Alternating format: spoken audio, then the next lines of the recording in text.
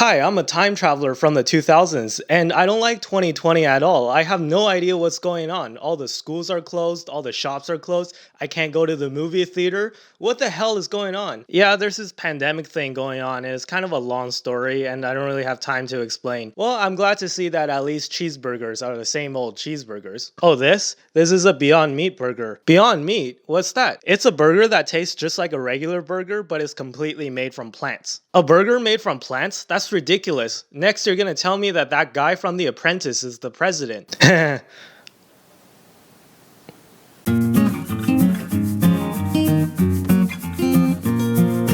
what's up, guys? So today we're talking about a highly requested stock, and it's Beyond Meat, ticker symbol BYND. Now, I think the reason why this company is so interesting is because this is one of the only company that's publicly traded that's doing what's called alternative meats. So meats that are based off of plant proteins, and they're completely plant-based and devoid of any animal material. So I think that this is a huge market, and there's a reason why this stock is associated with the millennial movement or with young people in general, just because I think that this is something that's super exciting. Now, this stock has had a magnificent run-up in stock price recently since its IPO. I'm going to put up a stock chart right here, and you can see that at one point this stock hit over $200 per share.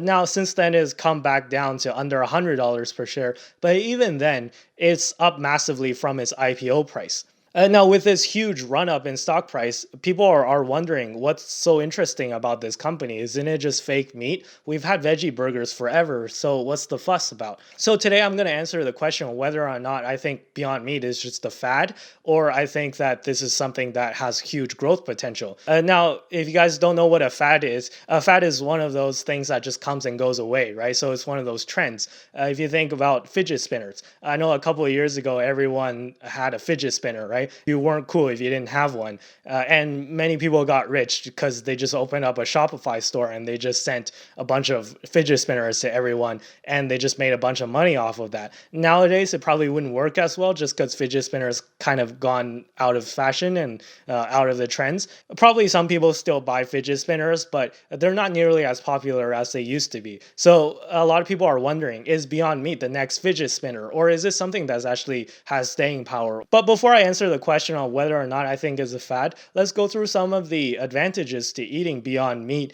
as opposed to just regular meat. Now, I think the biggest advantage from my standpoint is the reduced amount of climate change contribution that eating plant-based foods have. So according to the latest report, about 14.5% to 18% of all greenhouse gas emissions come from livestock agriculture. Now, this is pretty staggering if you think about it, because about the same amount of greenhouse gas emissions is made by the entire transportation industry as a whole. So I'm talking about cars, planes, and ships all put together. Now, you're probably wondering why all animal agriculture emits more greenhouse gases than all cars combined.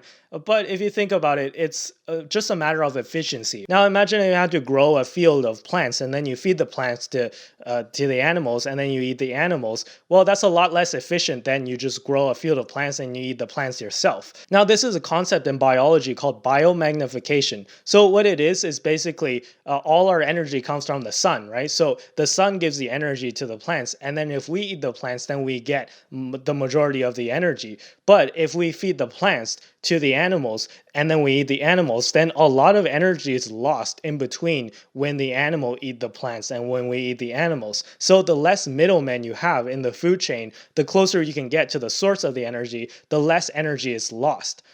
So there's a reason why we don't have lion farms, for example, right? There's a reason why we don't eat lions as a regular meat, just because it'll be way too inefficient to eat lions as opposed to eating plants. Because if you think about it, you have to grow a field of plants to feed, I don't know, deers, and then feed the deer to the lion, and then we eat the lion. So there's just too many middlemen, and it'll just be too expensive and too costly and too unsustainable. So there's a reason why we don't eat lions. Now, there's another reason why we don't eat animals that are too high up in the food chain, and that's because of the accumulation of heavy metals. So imagine that we have an ocean ecosystem, right? And then the ocean is infested with heavy metals like mercury or whatever. And then all the phytoplankton, all the little planktons, they eat the mercury, and then a shrimp eats, let's say, 10 planktons before they're able to get full. So then they have 10 times the amount of heavy metals in their bodies. Now a fish comes along and eats 10 shrimp. Now they're going to have 10 times the amount of mercury again. Now a bigger fish eats 10 little fish. Now they're going to have 10 times again. Now a shark comes in and eats 10 big fish. Now they're going to have 10 times again. So each step, you're going to have 10 times more mercury. Now, if I eat a shark, then I'm going to have 10 times more mercury again. Now, my point is that the higher you go up in the food chain, the more heavy metals you're risking to accumulate in your body. So that's why, as humans, we're on top of the food chain, right? So we really got to watch out not to accumulate too many of these pollutants and stuff. And the higher up the food chain the animal is, the more we risk having these stuff accumulate in our bodies. Now, if we eat primarily a plant-based diet or a vegetarian diet, then we lower the risk of that happening. That's why doctors recommend that you don't eat like tuna and stuff like that, or shark, too often, right? Just because of the heavy metal risk. And now there's also the issue of animal rights. Now, I'm not going to talk about this too much because I know it's controversial, but just keep in mind that if you think that we're not treating our animals right and things like that, then you might be inclined to cut down a bit on your consumption of animal products and just meat products in general. Now, with that being said, I am not a vegetarian. I'm pretty far from it, actually, but I do think that these advantages are not to be ignored. And I think that in the future, I will be trying to switch to a more plant-based diet or a more vegetarian diet as the time goes on, and cutting down on my consumption of meats just because of the environmental and the animal rights and all these other different factors. So yeah, this is a huge market, I think. And I'm not saying that Beyond Meat has no competitors. So one of their biggest competitors is a company called Impossible Foods, which makes the Impossible Burger. Now, the Impossible Burger, I have actually tried both Beyond Meat and Impossible Foods, and I think that the Impossible Burger actually tastes a little bit better and tastes a lot closer to real meat compared to a Beyond Meat burger. But the problem is that I think that Impossible Food just can't match the scale of Beyond Meat. And now here in Canada, it's impossible, the irony, right? It's impossible to find Impossible Burgers. But Beyond Meat, they have it everywhere. They have it in every grocery store. They have it at McDonald's even. You can order it at like Tim Hortons and stuff like that. So I think that Beyond Meat just has a way better scale. Now, I think it all boils down to two different design philosophies of the two companies. Beyond Meat's design philosophy is that they're going to cut down on costs as much as possible and push the scale as much as possible, versus Impossible Foods is more like, oh, we're going to make the burger taste as much like meat as possible and taste the best that it can. And let's not worry about scale and cost for now. So I think that in this market, it's such a high growth market that I think both philosophies can work, right? Right now, I think Beyond Meat is working a little better because they've been able to push so successfully. But I think Impossible Foods will eventually catch up and drive down their costs. And I think that there's a huge market for them as well. So I think that the market is big enough for both of these companies to survive in the future. So it doesn't have to be one or the other. Now, to answer the original question of, do I think that Beyond Meat is a fad? And the answer to that is no. I do not think that this is a fad. In fact, I would go as far as to say that I think that this is a tech company. Now, I know you're going to say, whoa, Andy, you're playing a little fast and loose with what you're calling a tech company here. And maybe, yeah, I am playing a little fast and loose, but hear me out. So I think that Beyond Meat is a tech company because of the innovation and the formulas that they have to develop to make their Beyond Meat burgers. If you've ever seen the inside of a Beyond Meat laboratory, it looks like a medical research facility, right? It looks completely different than what you would see inside a slaughterhouse or anything like that. So I think that the amount of research and the amount of money they're pouring into having the best material for the lowest cost, I think that information is probably really proprietary, and that's what gives Beyond Meat their unique competitive advantage, right? So if you wanted to make an alternative meats company, you have no idea how to formulate these things to actually make it taste good. And which is why I think that before Beyond Meat, a lot of these veggie burger companies, they just taste terrible, right? They taste really bland. They taste like cardboard. They just taste really bad. Now, Beyond Meat is one of the companies that actually started making plant-based foods that actually taste good.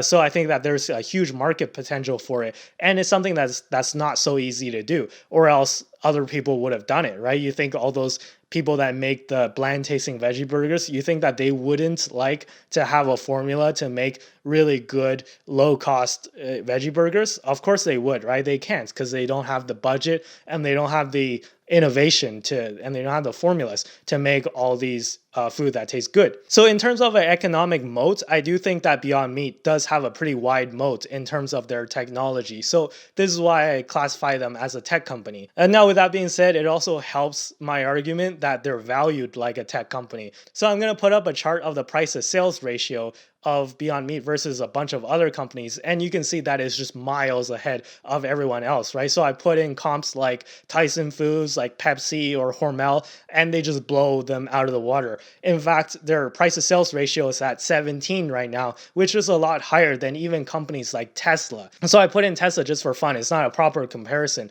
but holy crap, the valuation is super high on this company. It's beyond Amazon as well. So I think that the problem with the market right now is that there's not really a good comp for Beyond Meat, right? There's no other company that's publicly traded that's really doing the exact same thing as Beyond Meat. So they're the only company in its field, which is why I think partly why it's valued so high. But then again, if you look at the revenue growth of this company is just absolutely ridiculous as well, right? So even despite everything that's going on, even despite the pandemic and the recession and the lockdown, you can see that analysts are still expecting this company to grow 50% in its current year and next year, which is pretty amazing. If you look at their income statement, they're already EBITDA positive and they're barely negative on their net income line, which is a nice sign. So they're not like all these other tech startups, which are just burning money like crazy. And if you look at their balance sheet, their current ratio is pretty high and they have a ton of cash. So I'm not really worried about them on a balance sheet basis. I'm not really worried that they're gonna like run out of cash or anything like that, because I think that that's really unlikely. Now, with that being said, the question becomes, am I buying this stock? And I'm gonna sound like a broken record here, but I'm just gonna go out and say it again. I can't.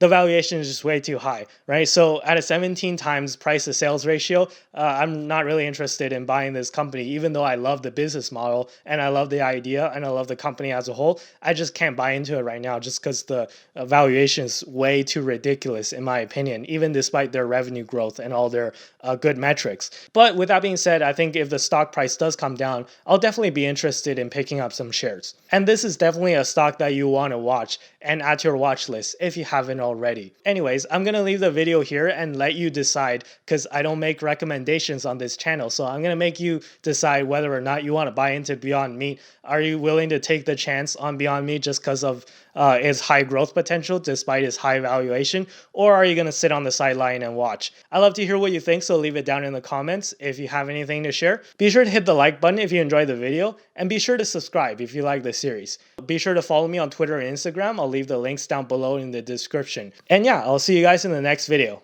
Bye-bye.